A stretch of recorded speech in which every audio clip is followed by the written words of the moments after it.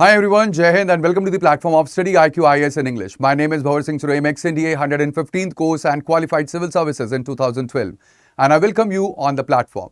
Now in this session we'll be talking about whether the Andhra Pradesh, it can make India self-reliant in the critical minerals. Now this topic is important because it deals with your GS paper 1, that is geography, with GS paper 2, that is governance, and even with economy and defense, that is a part of your GS paper 3 as well. Now over here, when it comes to the complete news, it is about the coastal sands of Srikakulam. Now over here, the Srikakulam sand, they hold immense geopolitical value, but at the same time, they present the deep development dilemmas as well. Because there are placer dunes which are there. Now these placer dunes are very important because they serve as the natural sea wells which protects the coastal fishing population against the violent Bay of Bengal cyclones. There is also silent hazard because these coastal sands, they have the monazite deposits. Now these monazite deposits, they basically emit low-level gamma radiation, which requires that there should be highly disciplined and scientific mining safeguards which must be laid down. And there is also national security demand that we are talking about, because the same sands which houses the monazite or the thorium deposits, there is also the rare earth elements which are there for the for the development of aerospace and the defense industries, which is quite critical. Now that is why this matter or this news is quite important, and we'll be doing a deep dive in. But before moving ahead, let me tell you that on the platform of StudyIQ, we have the GS Foundation batches. The P2I batch or the resolution batch, in which you can enroll if you are appearing for the examination, the UPSC examination for 27, 28 or 29. Alright, so these batches, they are modeled upon the SMART model, where you get the structured classes, you get the mentorship, assessment, revision and the test as well. And the morning batch, it will start from the 27th of June, so do not wait and use the code, that is BRS Live, through which you can get the maximum discount on the platform. Now it is very important because this complete news deals with the paradox that is there. And this paradox is where we have to weigh two important sectors, or you can say we have to weigh two important segments, that is about the strategic autonomy and even the ecological democracy as well. Now when it comes to the strategic autonomy, it is very important that establishing the secure supply chains is important for protecting India's critical high-tech manufacturing sector from any kind of the external disruptions. We have seen this in the West Asian War, that if there is any kind of external disruptions, that actually has a direct impact on the Indian economy. And ultimately over here, we have to break free from the foreign import reliance, specifically from China on the specialized processed titanium. Also, we have to source the native raw inputs for the high performance military aviation, that is like, for example, LCA Tejas and the missiles as well. And we have to fulfill the long-term alternative energy transitions through the high purity thorium also. Now there is the another perspective as well, that is about the ecological democracy, where we have to preserve the ecosystems, the fragile ecosystems, and we have to safeguard the constitutional protections which had been guaranteed to the coastal citizens of India. That is about respecting the local livelihoods and the coastal fishing boundaries under Article 21, that is right to life and the personal liberty. We have to also avoid the irreversible salinity intrusion into the critical coastal freshwater tables that is there. And also we have to enforce the long-term ecological balance through the strict, transparent local environmental monitoring.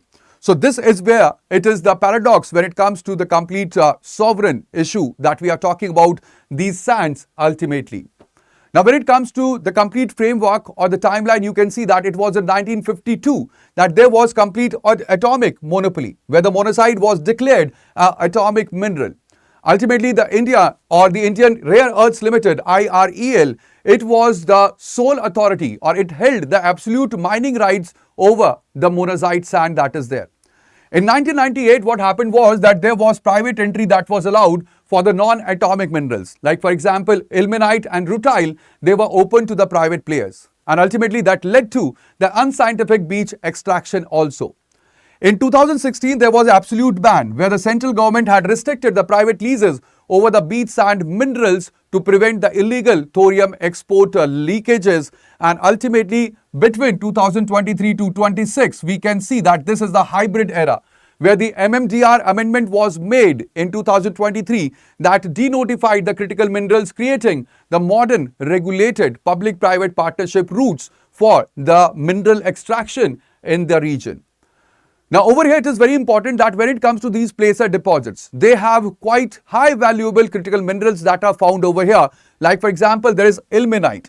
Ilmenite is basically derived from the titanium sponge or the titanium dioxide. Now over here it is used for the hulls of the submarine, for the missile casings and defense alloys, and that is why ilmenite is quite important for the defense of India. Then there is rutile. Rutile is basically the high-grade pure titanium, and ultimately it is required for aerospace engineering and the aviation engines.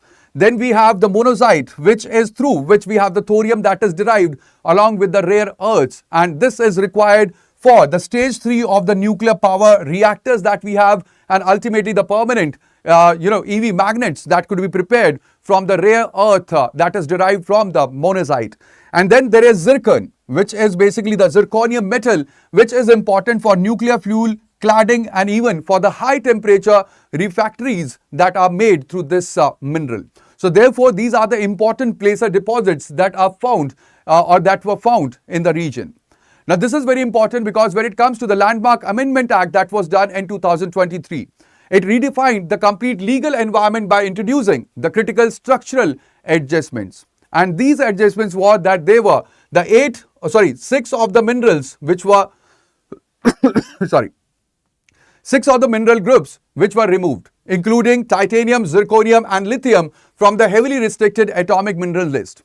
There was private access that was enabled, and ultimately that was to actively explore, to tender and develop the high volume deposits which were formerly locked under the complete state monopoly because of the ban that was for the atomic minerals exploration. Now over here it is very important that this is about monazite. Now monazite have the thorium that is required for the 3rd stage of our nuclear program.